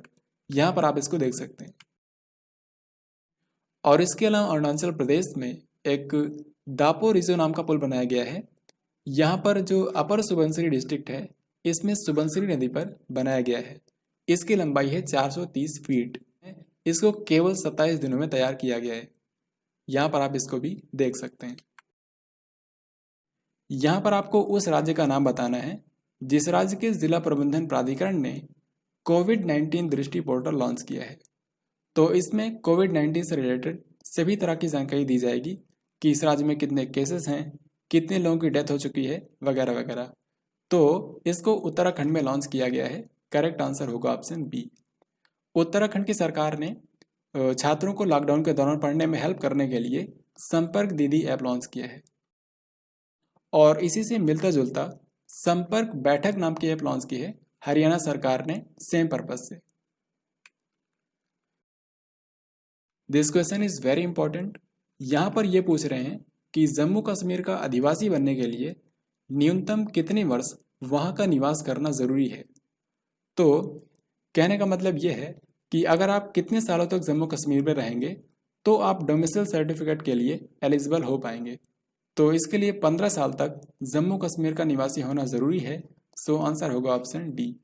या फिर एक एलिजिबिलिटी ये भी है कि आपने 7 सालों तक जम्मू कश्मीर में स्टडी किया हो। इनमें से किस क्रिकेटर को आईपीएल इतिहास का सर्वश्रेष्ठ कप्तान चुना गया है? Greatest captain of IPL history. तो इसके लिए 2 लोगों को चुना गया है, रोहित शर्मा और महेंद्र सिंह धोनी। सो आंसर होगा ऑप्शन सी, क्योंकि रोहित शर्मा की कप्तानी में जो मुंबई इंडियंस टीम है इसने 4 बार जीता है और महेंद्र सिंह धोनी की कप्तानी में चेन्नई सुपर किंग्स ने 3 बार जीता है। इसके अलावा जो हाल ही में आईपीएल अवार्ड अनाउंस किए गए हैं इसमें आपको कुछ और बातें याद रखनी है, जैसे कि रॉयल चैलेंजर्स बेंगलोर के जो कप्तान हैं विराट कोहली, इनको आईपीएल इतिहास का सर्वकालिक महान भारतीय बल्लेबाज चुना गया है। आईपीएल के सबसे महान बल्लेबाज विराट कोहली, क्योंकि इन्होंने सबसे ज़्यादा रन बनाए हैं 5412 रन। इसके अलावा इसी टीम के एबी डिविलियर्स, इनको सर्वकालिक महान विदेशी बल्लेबाज चुना गया है। ओके। और मुंबई इंडियंस के जो लसित मलिंगा हैं इनको सर्वश्रेष्ठ गेंदबाज चुना गया है। और ऑस्ट्रेलिया के जो शेन वाटसन हैं इनको सर्वकालिक महान ऑलराउंडर चुना गया है। तो ये कुछ पॉइंट्स आपको याद रखने हैं, दिस इज वेरी इंपॉर्टेंट। इनमें से किस राज्य में दवाओं की होम डिलीवरी के लिए धन्वंतरी योजना शुरू की गई है? और इसमें सिर्फ उन्हीं दवाओं की होम डिलीवरी की जा रही है जो कि स्थानीय रूप से उपलब्ध नहीं है। इस योजना की सबसे खास बात यह है कि अगर दवाओं की कीमत 200 रुपये से कम है तो फिर मरीजों से कोई चार्ज नहीं लिया जाएगा। अगर दवाओं की कीमत 200 रुपये से ज़्यादा है तब पेमेंट करना होगा, लेकिन 200 रुपये से कम है तो फिर कोई चार्ज नहीं देना होगा। तो इस योजना को शुरू किया है असम की सरकार ने। सो आंसर होगा ऑप्शन डी। यहाँ के मुख्यमंत्री हैं सर्बानंद सोनोवाल। जीवन शक्ति योजना, इसको कौन से राज्य की सरकार ने शुरू किया है? महिलाओं के लिए। तो इसमें क्या है कि जो शहरी क्षेत्रों की महिलाएं हैं वो मास्क बनाएंगी, और ये जो मास्क बनेंगे इनको राज्य की सरकार 11 रुपये प्रति मास्क के हिसाब से खरीदेगी। तो इस योजना को शुरू किया है शिवराज सिंह चौहान ने, यानी कि आंसर हो जाएगा मध्य प्रदेश। विद्यार्थियों के लिए टॉप पेरेंट नाम की ऐप कौन से राज्य की सरकार ने शुरू की है? तो इसमें शिक्षण सामग्री उपलब्ध कराई गई है जिससे बच्चे लॉकडाउन के दौरान अपनी पढ़ाई को जारी रख पाएंगे। तो इसको शुरू किया है मध्य प्रदेश की सरकार ने। और मैंने आपको बताया था कि ऐसी ही एप्लीकेशन उत्तराखंड की सरकार ने भी शुरू की है जिसका नाम है संपर्क दीदी। और इन्हीं सब के जैसा हरियाणा सरकार ने भी एक ऐप लॉन्च की है, इसका नाम है संपर्क बैठक। तो इस तरीके से हाल ही में कई सारे एप्लीकेशन लॉन्च किए गए हैं स्पेशली फॉर कोरोना वायरस। तो आइए देखते हैं। ये मैंने आपको बता दिया है। प्रज्ञाम ऐप को लॉन्च किया है झारखंड की सरकार ने। ये उन लोगों को ई पास जारी करने के लिए शुरू किया गया है जो लोग आवश्यक सेवाओं की डिलीवरी कर रहे हैं। इसके अलावा कर्नाटक की सरकार ने कोविड-19 मरीजों को ट्रैक करने के लिए कोरोना वॉच नाम की ऐप लॉन्च की है। और इसके बाद की यहाँ पर जो ऐप्स हैं इन सभी का काम लगभग सिमिलर है। तो इसके जरिए लोग आसानी से दवाएं खरीद सकते हैं। जैसे कि हरियाणा सरकार ने लॉन्च किया है help me app, Andhra Pradesh की सरकार ने लॉन्च किया है कोविड फार्मा ऐप, और राजस्थान की सरकार ने 2 एप्लीकेशन लॉन्च किए हैं आयु और सेहत साथी। इसमें जो आयु नाम का ऐप है इस पर लोग डॉक्टरों से ऑनलाइन सलाह ले सकते हैं, और जो सेहत साथी नाम का ऐप है ये एक ऑनलाइन मेडिकल स्टोर की तरह है। तो इस पर लोग घर बैठे दवाइयाँ मंगा सकते हैं। तो ये आपको डायरेक्टली याद होना चाहिए कि कौन सी ऐप को कौन से राज्य ने शुरू किया है। जो टीवीएस मोटर कंपनी है इसने हाल ही में कौन सी स्पोर्ट मोटरसाइकिल ब्रांड का अधिग्रहण कर लिया है? इनमें से कौन सी स्पोर्ट्स मोटरसाइकिल ब्रांड है जिसको हाल ही में टीवीएस मोटर्स ने खरीद लिया है? तो इस क्वेश्चन का राइट आंसर होगा ऑप्शन ए, यानी कि नॉर्टन। तो ये जो नॉर्टन है ये यूके की एक मोटरसाइकिल कंपनी है, और इसको भारत की जो टीवीएस मोटर्स कंपनी है इसने इसका अधिग्रहण कर लिया है, और ये डील हुई है 16 मिलियन ब्रिटिश पाउंड में। अगर आपने इस वीडियो को ध्यान से देखा होगा तो इस क्वेश्चन का राइट आंसर आप इजीली कर सकते हैं, क्योंकि इसका आंसर मैंने आपको इसी वीडियो में बताया है। इनमें से कौन सा राज्य है जहां पर लोगों को सैनिटाइज करने के लिए वी शेप टनल लगाई गई है? यहाँ पर आप इसको देख सकते हैं। तो इसको लगाया गया है तेलंगाना में। कैबिनेट ने कोरोना वायरस संकट के बीच सांसद निधि को कितने साल के लिए स्थगित कर दिया है? इसके तहत हर एक सांसद को, चाहे वो लोकसभा में हो या फिर राज्यसभा, हर एक सांसद को 1 साल में 5 करोड़ रुपए दिए जाते हैं उनके अपने क्षेत्र के डेवलपमेंट के लिए, उनके अपने लोकल एरिया के डेवलपमेंट के लिए। और इस योजना को बोलते हैं MP lads, members of parliament local area development scheme. तो इसको 2 साल के लिए स्थगित कर दिया गया है, यानी कि इनको 5-5 करोड़ रुपए 2 साल तक नहीं दिए जाएंगे।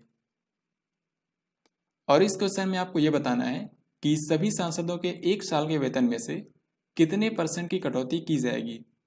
तो जितने भी सांसद हैं उन सभी के वेतन में से 30% की कटौती की जाएगी। करेक्ट आंसर होगा ऑप्शन सी। किस खिलाड़ी को Naismith memorial basketball hall of fame में मरणोपरांत शामिल किया गया है?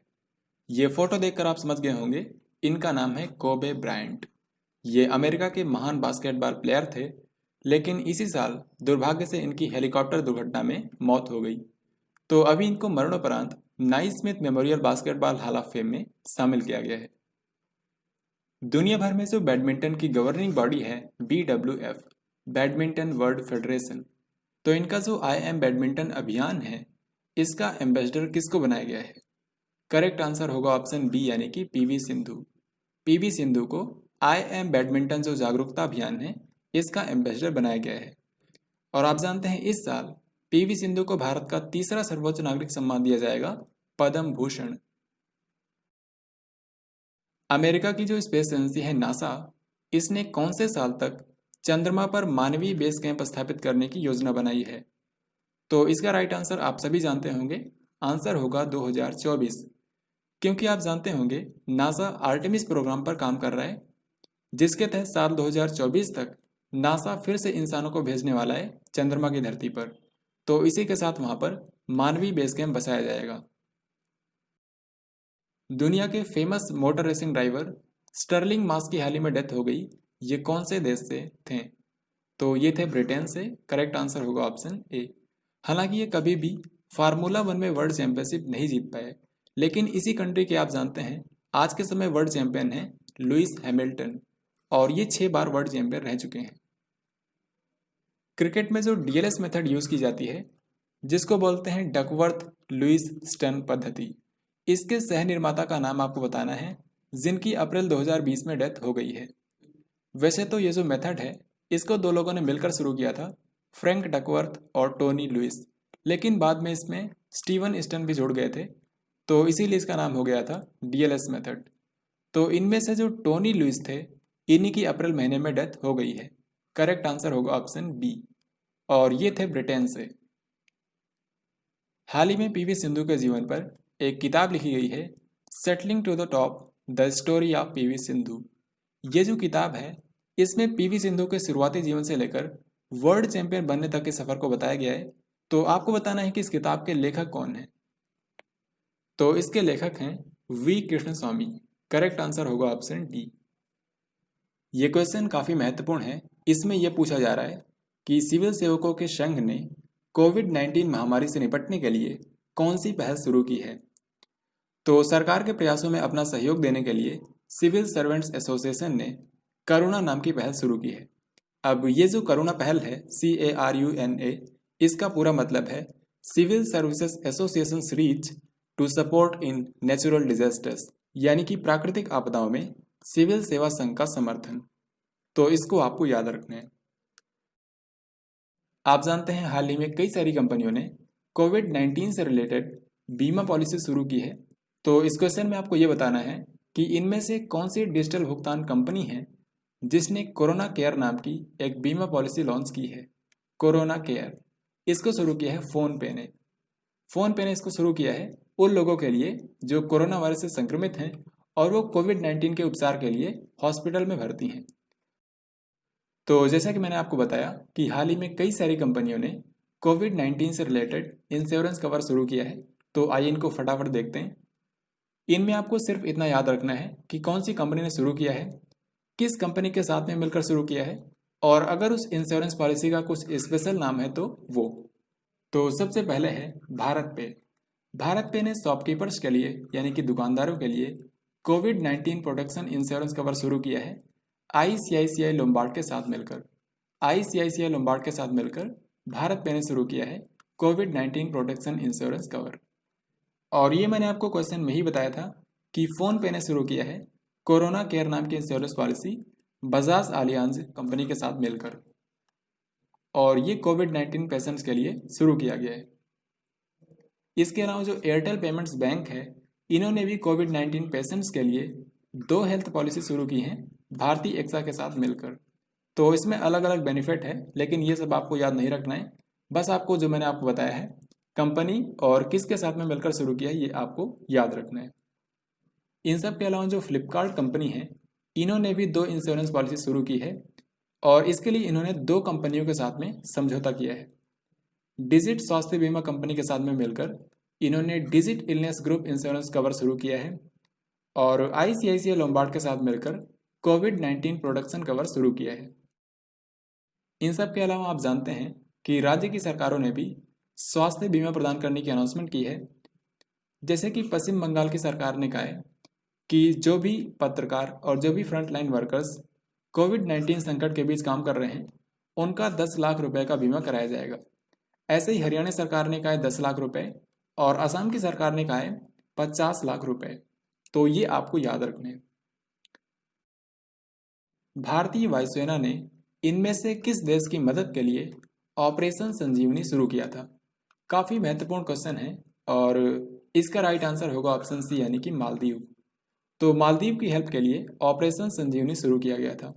इसमें हमारी इंडियन एयरफोर्स ने 6.2 टन मेडिकल सामग्री भारत से मालदीव को पहुंचाई और इसमें हमारा जो परिवहन विमान यूज किया गया इसका नाम है C-130J। कोरोना संक्रमण से मुक्त होने वाला देश का पहला राज्य कौन सा है? भारत का पहला राज्य जो कि कोविड-19 फ्री डिक्लेयर हो चुका है, तो ये राज्य है गोवा।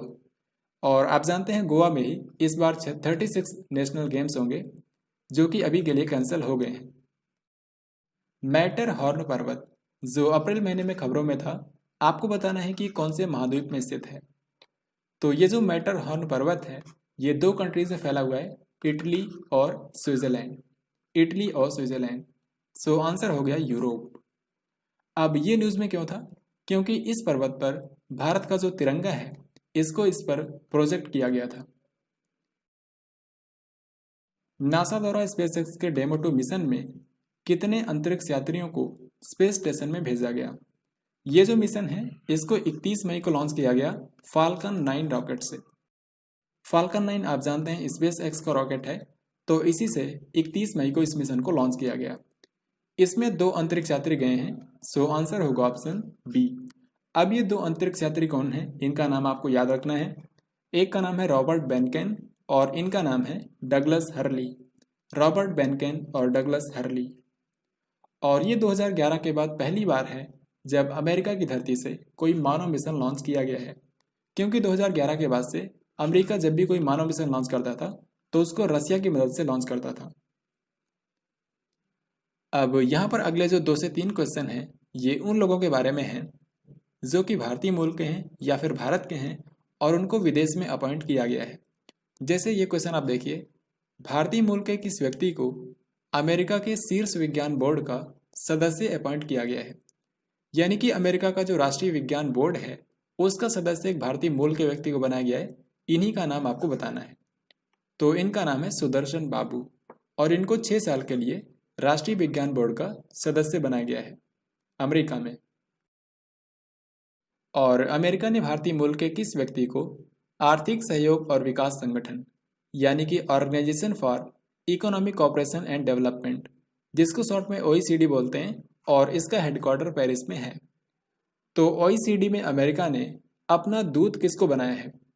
तो इसका राइट आंसर होगा ऑप्शन बी यानी कि मनीषा सिंह। अंतर्राष्ट्रीय मोटरसाइकिल निर्माता संघ ने अपना नया अध्यक्ष किसको अपॉइंट किया है? तो इसके नए अध्यक्ष बने हैं Rakesh Sharma. Next question and very important, United nation द्वारा पहली बार अंतर्राष्ट्रीय प्रतिनिधि दिवस यानी कि इंटरनेशनल डेलीगेट्स डे कौन से दिन मनाया गया? तो ये मनाया गया है 25 अप्रैल को। सो आंसर होगा ऑप्शन सी। अब ये 25 अप्रैल को ही क्यों मनाया गया?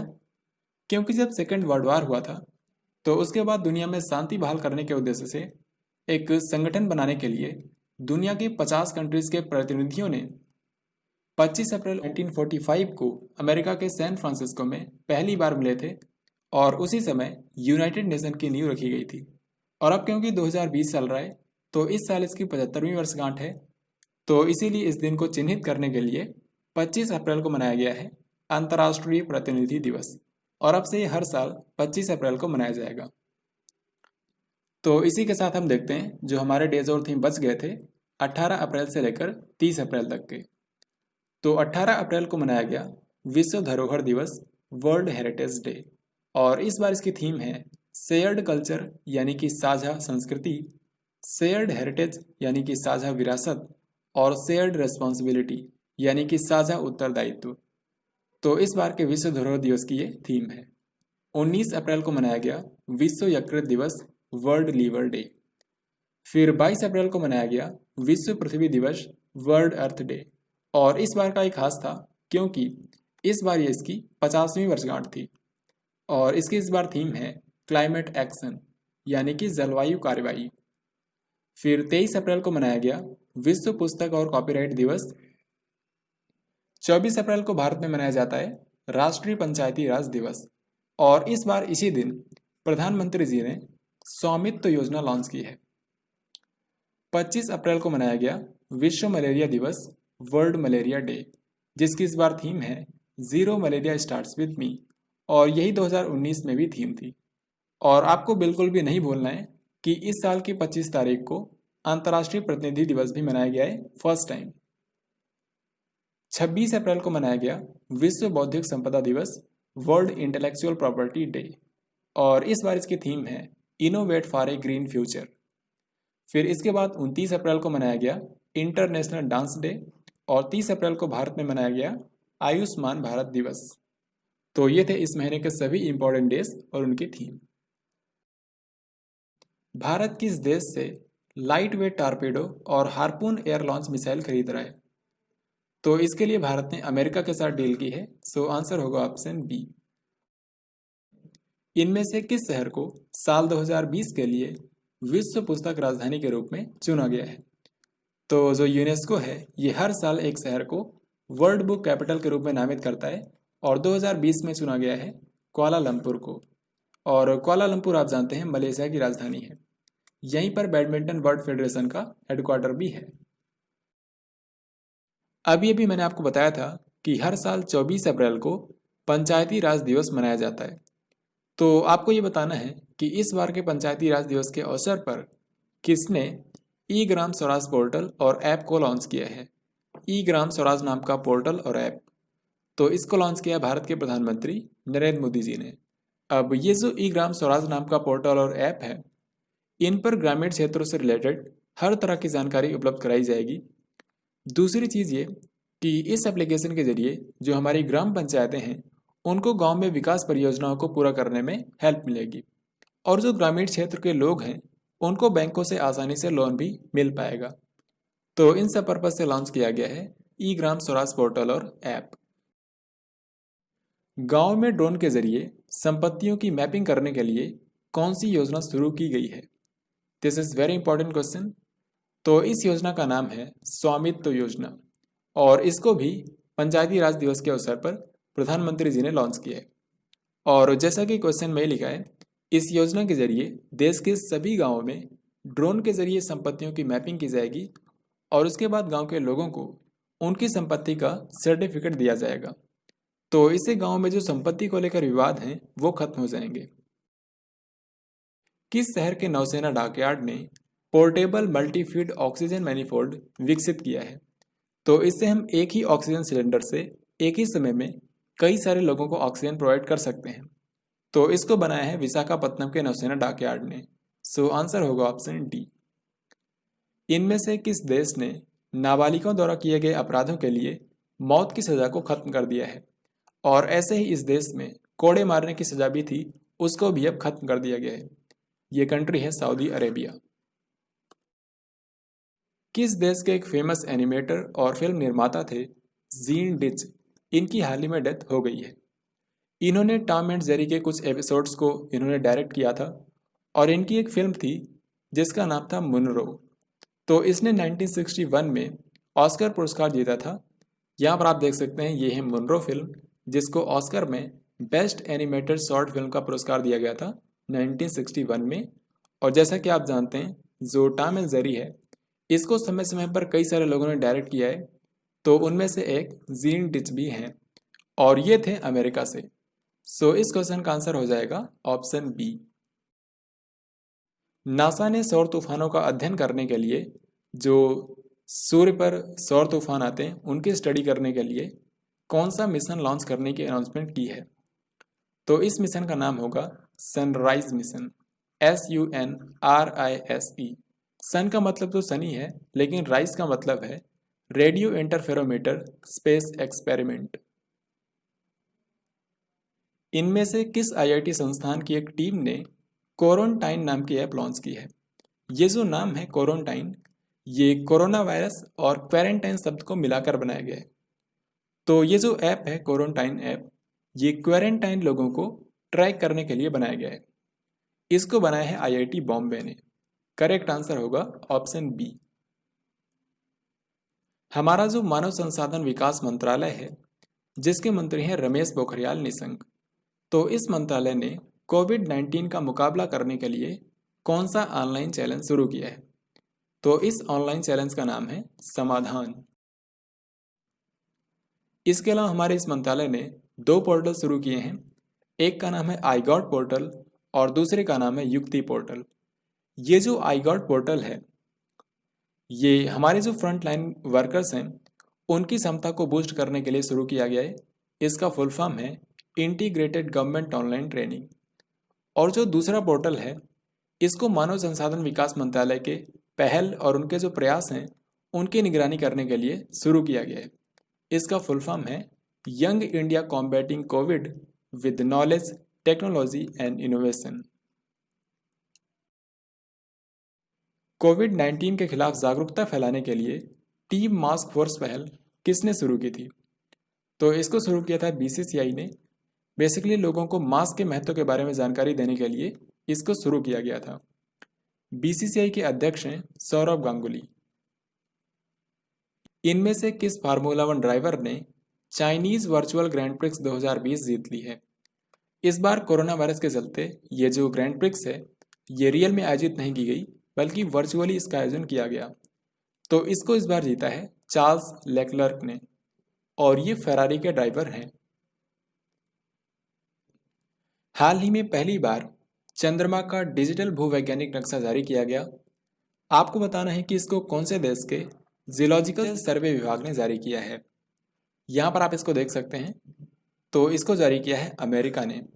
तो इससे हमारे जो चंद्रमा के भविष्य के मानव मिशन होंगे उनके लिए यह नक्शा काफ़ी मददगार साबित होगा। यहाँ पर आप इसको देख भी सकते हैं। ये क्वेश्चन जितना इम्पोर्टेंट है उतना आसान भी है। इसमें यह पूछा जा रहा है कि विजडन द्वारा किस क्रिकेटर को दुनिया का सर्वश्रेष्ठ क्रिकेटर नामित किया गया फॉर 2019।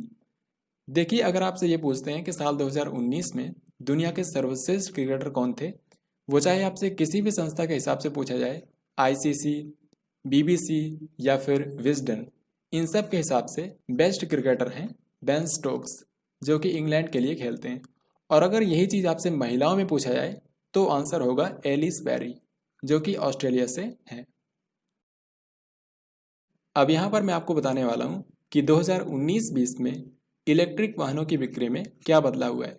तो हाल ही में एक रिपोर्ट जारी हुई है, society for manufacturers of electric vehicles ने ये रिपोर्ट जारी की है और इसी में बताया गया है कि साल 2019-20 में इलेक्ट्रिक वाहनों की बिक्री में क्या बदलाव हुआ है। इसमें इलेक्ट्रिक कार की बिक्री में कमी आई है, बाकी सब में बढ़ोतरी हुई है। तो ये सब आप देख सकते हैं, लेकिन इसमें आपको याद सिर्फ एक ही बात रखनी है। इसमें आपको याद ये रखना है कि 2018-19 की तुलना में 2019-20 में टोटल इलेक्ट्रिक व्हीकल्स की जो बिक्री हुई है उसमें 20% की बढ़ोतरी हुई है। यहाँ पर आप देख सकते हैं। और अगर आपके एग्जाम में क्वेश्चन पूछा जाएगा तो इस तरीके से आएगा कि 2019-20 में इलेक्ट्रिक वाहनों की बिक्री में कितने % की बढ़ोतरी हुई है, तो आपको बताना है 20%। तो ये था आज का लास्ट क्वेश्चन। उम्मीद है कि आप सभी ने इस वीडियो को ध्यान से देखा होगा। तो अब आपके लिए 3 क्वेश्चंस होंगे जिनका राइट आंसर आपको नीचे कमेंट बॉक्स में लिखकर बताना है। फर्स्ट क्वेश्चन है, विश्व पृथ्वी दिवस 2020 का विषय क्या है? वर्ल्ड अर्थ डे 2020 इसका थीम क्या है? दूसरा क्वेश्चन है, गांव में ड्रोन के माध्यम से संपत्तियों की मैपिंग के लिए कौन सी योजना शुरू की गई है? और तीसरा और लास्ट क्वेश्चन, लॉकडाउन के दौरान किस मंत्रालय ने देखो अपना देश नाम की एक वेबिनार श्रृंखला शुरू की है? तो अगर आपने इस वीडियो को ध्यान से देखा होगा तो आप डेफिनेटली इन तीनों क्वेश्चन का राइट आंसर कर पाएंगे। तो यह था आज का कंप्लीट वीडियो, जिसमें हमने पूरे अप्रैल महीने की सभी महत्वपूर्ण करंट अफेयर्स को कवर कर लिया है।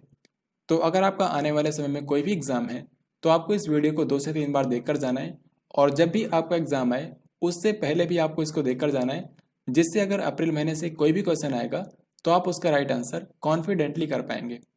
इसके बाद ऐसे ही मई महीने की वीडियो भी आने वाली है, तो उसको भी आप देखना मत भूलिएगा। और अगर आपको ये वीडियो पसंद आया है तो इसको लाइक ज़रूर करें और कमेंट बॉक्स में आपको लिखकर बताना है कि ये वीडियो आपको कैसा लगा। Thanks for watching this video.